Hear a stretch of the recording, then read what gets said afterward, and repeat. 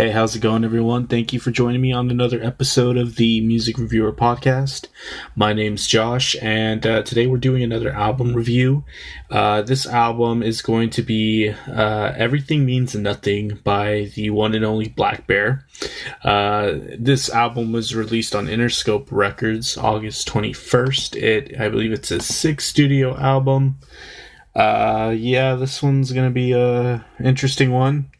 But yeah, before we get started, I just want to let everyone know that the latest episode of Best and Worst Track of the Week is up, actually, for the week of September 5th. If you're interested in listening to what I liked for the new entries of this week's Billboard Hot 100, go ahead and check that episode out. I dug the Travis Scott track quite a bit. And there's also some other interesting things I thought about the week in general. Also, the previous album review was over Bully's Sugar Egg. That album is a pretty good indie rock, kind of like a punk influence type garage rock album by Bully. If you're interested in any music like that, check the album out and also check the review out if you have some time. But yeah, let's go ahead and get started. Like I said in the introduction, this is going to be over blackbear's latest album, Everything Means Nothing. This is the 27th episode of the album review series thus far, and I'll just go ahead and get out of the way. blackbear is not an artist that I would typically want to cover, or I don't listen to him on a day-to-day basis. I guess someone, with my musical palette or taste, wouldn't really go into this album expecting much, but I wanted to at least give it a fair shot. That's kind of what this whole podcast is about, is at least, thoroughly giving any project I cover some sort of even playing field. I don't like or want to give negative reviews, really. I think thus far the lowest thing I've given is a 4 over EOB's Ed O'Brien's album, which that's an album I had high expectations for. So over the course of doing this podcast, I've started to see a trend of where a lot of the scores are falling, and really it's just been between somewhere in that 5 to 7 range. And I don't really think that's because it's done intentionally. I don't go into a review thinking, oh, I really want this to be a 5. I feel like a 5 is probably, one of the ratings that you can't really take too much from, because it really just means I was somewhere in between. So I think it's just a lot of the things I've been picking to review have been somewhere in between middle to road average and being, good or pretty good. I think the highest score I've given is the 8 to Pottery, and that's as high as it's gone. But yeah, enough about the rating system. It's really not that important. I just wanted to preface this review saying that I really tried going into this, with open ears. I'm not an avid blackbear listener. I've probably avoided the music, I'd say. But I just have never heard a full project by this artist up until now, or my preparation for this review. And it's interesting because he's had 6 full-length albums by this point. And just some background about blackbear. He is an American singer, songwriter, record producer, originally from Florida. He, I correct myself, he has released 5 studio albums by this point, including Everything Means Nothing, and 6 EPs, which is, quite a bit of EPs. He is also, he's also part of a side project with Mike Posner called Mansions. I don't know how prominent that collab is, because I've never really heard anyone mention Mansions or heard of a Mansions project. But his beginnings are quite interesting. He's originally started singing in a garage band when he lived in Florida that actually was signed to a record label called Leak Mob. I'm assuming Leak Mob was quite small. I tried looking up their following on Facebook. It's about 1,000 likes, not too big. And they seem to be no longer active, as because I found the Twitter of the label, and it's no longer really being used. So maybe a small indie label his band was on, and it feels like maybe that kind of jump started him as being found as like a promising young talent. He actually did end up dropping out at in the ninth grade to focus on music, a move that rarely ever seems to pay off for anyone. I would never give anyone advice to do that, but it looks like in the case of blackbear it did, and eventually it led to him moving to Atlanta to work with Neo, which I found was also quite out of the ordinary. Neo is a somewhat, generally successful R&B artist. You could say he's lost some relevance over the years, but back when, this happened when he dropped out of high school, and that was like in the 2000s when Neo was quite popular. So I wasn't able really to research or find out why he was working with Neo. I'm assuming someone put him in contact with him, which is pretty cool. But in 2008, blackbear ended up releasing his first EP. And then that eventually led to the progression to him, Matthew Musto, officially changing his name to blackbear in 2011, as his original stage name wasn't blackbear, but blackbear was just a nickname that stuck. So I guess at some point he gained enough recognition to write a song for Justin Bieber in 2012 titled Boyfriend. You might have heard of it. That was a highly successful song around that time, and he's also known for being a pioneer and actually monetizing his music as an independent artist on SoundCloud. So right now I'm just kind of taking that, blackbear seems like he was a hardworking guy. He was just trying to break into the music scene, and he was just taking any opportunities that came his way.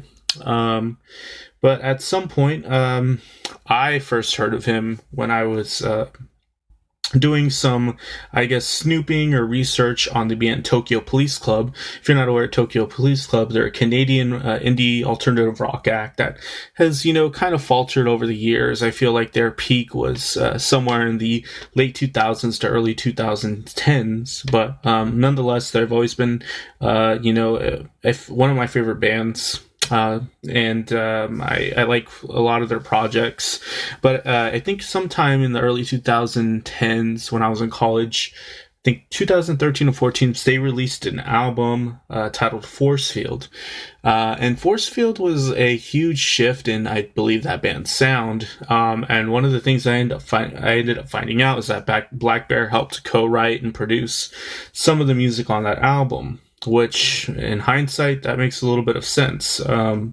But that's would be my first time I've ever heard of the name blackbear, or really ever, was able to connect dots, like where he's been, and what music he's helped make. But anyways, I feel like I mentioned that because Tokyo Police Club and blackbear are quite an unconventional pairing, so... Especially since when you go back and look at his history, he's worked with Neo and then Mike Posner and then Justin Bieber, highly prominent pop acts. So it feels like maybe at some point blackbear was considering being more on the alt rock side, but it seems like he didn't really need to do that. Because at this point, he's, somewhat of a prominent artist. He has his name, and he has his fan base. But anyways, like I mentioned before, I'm not familiar with blackbear's music, or I wasn't until now. And just to get a better sense, I did go back and take a look at his 2009 release, Anonymous. And from what I took from there, the album definitely was more R&B centric. It had some elements of lo-fi, like in the opening track, Pink Rolex. Some obvious Chainsmoker clone tracks as well, like Hate My Guts. Some fuckboy lyrical content, which nothing has changed. It still appears on this album, Everything Means Nothing. And it seemed like a goal of Anonymous, or the point that was being made, is that it was somewhat of a darker album, and it tried for more emotional catharsis at times. Overall, I feel like that was, in comparison, probably a more creative album. There was some things that I didn't really like the generic EDM tropes that stick out like a sore thumb in tracks like High 1X or Heartbroken. But there are highlights that I thought were, flashes of greatness, like Losing You or NYLA. I would not say the album in general was something that I would say was something I enjoyed. But I would say it's better than what we got here in Everything Means Nothing. No, I would say Everything Means Nothing is not an improvement. We kind of get a sense of that, deeper into the album. The album doesn't start too bad. Hot Girl Bummer is probably the most well-known track on this album because it has been a hit on radio rotation for a while. And it's nowhere near the worst track on this album. Personally, I'd say my issues with Hot Girl's Bummer would be just more of just like the really simplified lazy hook, fuck you and you and you. The bad dialogue sample that's thrown in at one point in the song is pretty cheesy. The track sounds more interesting when the guitar buildup happens in the track, but that doesn't really happen too often. There's, a wimpy snap track that happens in just about every song, and that is definitely a trope of blackbear's music. And let me tell you, it does not get better down the line on this album. It just kind of, you hear it and you're just like, would it kill you to use an actual drums track or, at least a snare? Because it's just a wimpy sound and it's not a charming trope. I would say there are highlights in the track. Like the outro does end up having like a denser texture and a bit of a dreamy ambience to it. Like I said, this isn't the worst song in the track by far. Me, You, and Your Ghost. Let me make sure that's Me and Your Ghost. I misspelled it on my notes, but Me and Your Ghost is the name of the next track. Immediately we're greeted by another wimpy, snap beat intro. But I do like the synthy, bouncy bass tone here as well.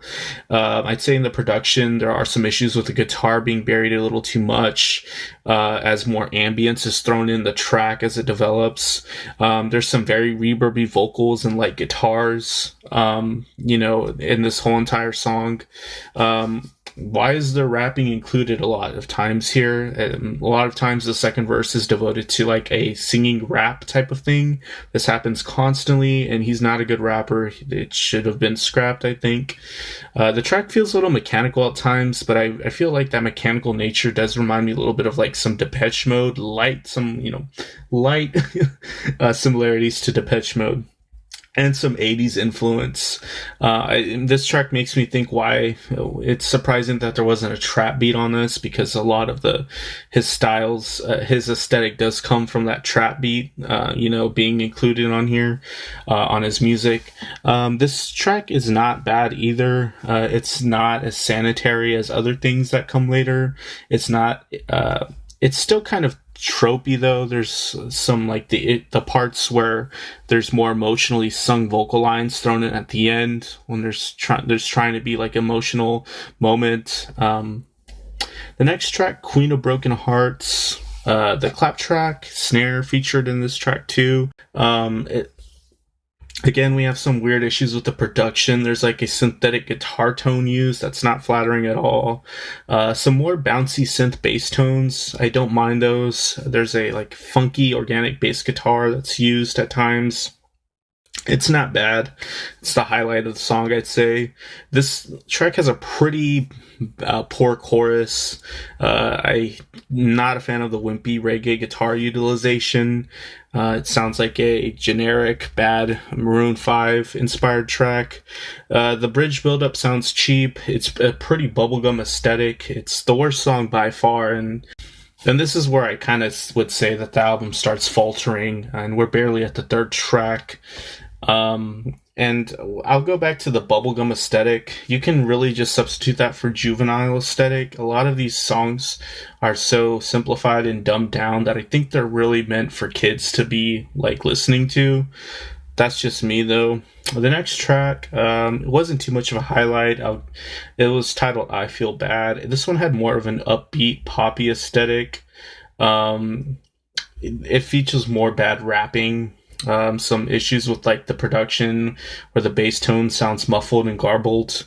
Overall, it's a straightforward track. Didn't really think too much of it. Um, the next track, I Feel Too Much, was probably one of the worst songs on this thing. You're immediately greeted with like a derivative Chainsmokers aesthetic, especially with the guitar tone that's being copy and pasted from Don't Let Me Down. The vocal performance tries to portray an over emotional character, but it ends up sounding terrible and not really being able to pull it off. The vocal and the vocals do sound a little bit weak. I'd say that's probably why they sound terrible. And it's no wonder why it was doubled with like this effect later in the track. I think it's to cover up that thinness in the tone. It was a little cringy when I heard that. The instrumental breakdown also is copy and paste. It's not really distinct. It's somewhat sanatory. There's some wimpy trap percussion. And the most surprising thing is when I looked on the song credits here, Tim Henson from Polyphia is playing the guitar on this track.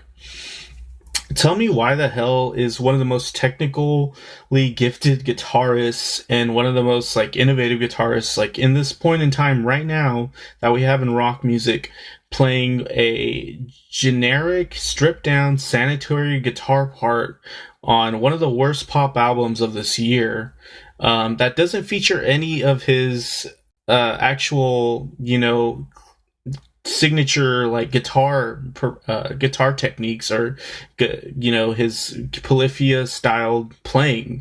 If I didn't see that name there, I would have thought this was a bored studio musician or just blackbear trying his best to fit in a guitar part because the track needed one. It's really mind-boggling. More rap singing on this song as well. Some more snap track samples. Snap snare track samples. And then the lyrics are pretty dumbed down and depthless too. So yeah, this track was not good at all. I felt that this one had like another cliche clean guitar instrumental with a snap track in place of actual percussion that returns in just about every song here. Some more bouncy synth lines. It is EDM inspired. The instrumental breakdown shows that, but it's really copy and paste. Like it's overly sanitary. Like I felt like this could have been easily a song written for Selena Gomez or Justin Bieber, and there's nothing distinct to it. Like is this blackbear's signature sound? I don't know, but he likes playing music that sounds like that. The percussion on this track sounds pretty bad. Some more oversimplified lyrical content that's depthless. Some buried electronic guitar that is, why is it being utilized if you can barely hear it? I don't know why I said electric guitar. Anyways, the next track, I'd say it could have been a highlight, but it was called Sobbing in Cabo. The attempted hook on this song, the part where he's like, I'm sobbing in Cabo, it's cringy and unfitting to the track. Like, everything in the track was decent. But when that part comes in, you're kind of just like taken for a whirl. It's like you were expecting something not sung like that. I don't know. The guitar is mixed poorly in this song. It's overly reverby and it's undiscernible. This track could have been decent, but I feel like that hook is unforgivable. The next track, Clown featuring Trevor Daniel, is probably one of the worst songs on this thing again. There's some more clean guitar tone driven instrumentation. And I'm thinking throughout this whole track, why is this so trendy right now? And I think it goes back to the Chainsmokers, because that's the only like big pop phenomenon that really just them and maybe Post Malone. But I feel the Chainsmokers are responsible for this trend because it's just on every single trap R&B instrumental that is just put out constantly. Like it's not going to age well. I already know that. Some pretty dumbed down lyrical content here as well. Paint our faces like a clown. It's depthless. It's stupid. Trevor Daniel is pretty below average rapper. I don't know why he does the singing rapping thing. He's an average singer, but there's nothing really distinct about his singing. He could have been inserted with any other feature here. The chorus is pretty terrible, like I said. Maybe like Blackbear was possibly embarrassed to sing this because there's little no character in it. It's almost robotic like. I feel like Trevor Daniels' label paid for the song to make this album because, yeah, from what I've learned from Trevor Daniel is that his label's desperate for him to have a hit track because he's featured on so many different artists' music, like it's insane. But yeah, it seems like this track was just dumbed down and made to appeal to a juvenile audience. Half Alive, I didn't mind this track. I actually had some hope when I heard this. The one thing I'd say though, it sounds regurgitated in like the flow and the melody. It sounds like it was taken exactly from like Hot Girl Bummer. But more snap track here. It returns. But the track immediately kind of does a 180. I love the funky bass line in here. It sounds natural and organic. The scratch guitar is tasteful as well. It's not completely buried. You can hear the actual performance of it. There's some hi-hat house beat type thing going on.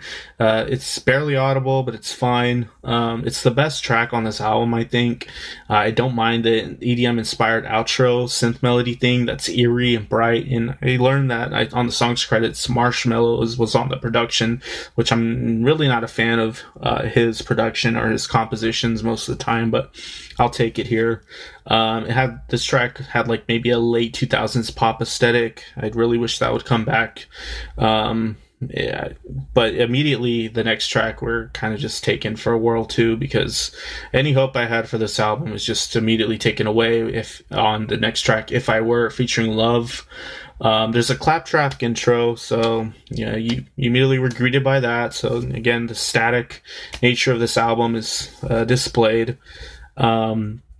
It's a bubblegum here as well, so the vocals here sound like Justin Bieber.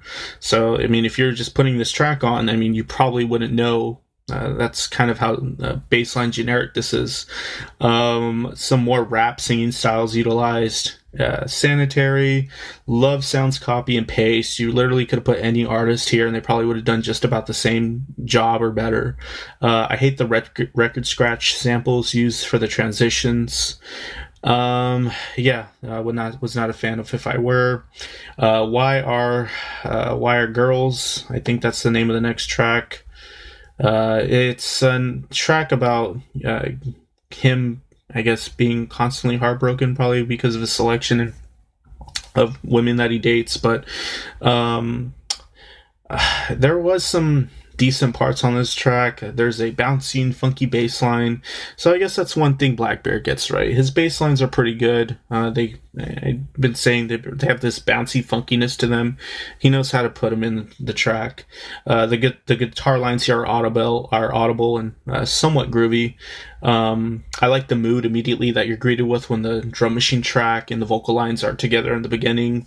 But again, they use snap tracks again. These snaps in place for snare drums, and another rap singing part in the second verse. Formulaic. Lyrically, the track is pretty stupid.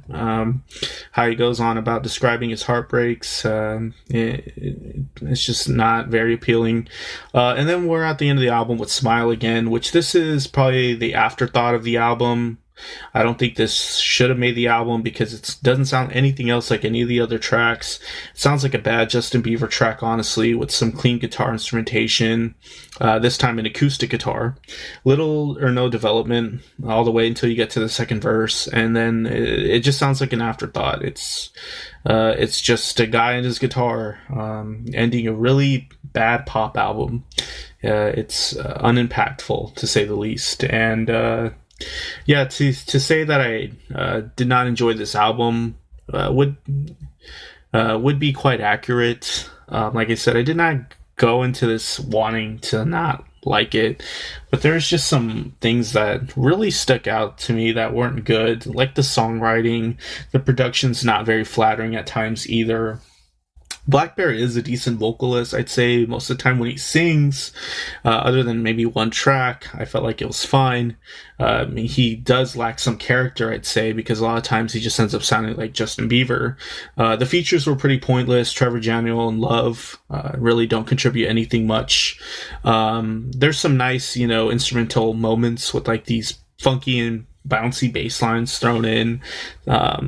Sometimes there's some nice guitar lines, and then it just makes for a decent track when that comes together. But there's really just one or two things that you can't really get past with this songwriting and the sub or the superficial level of a lot of the lyrical content and the dumbed down strip themes that are obviously meant to appeal to a younger audience, which I get that. He probably has to pander to that, but I'm feeling like a 2 out of 10 on this album.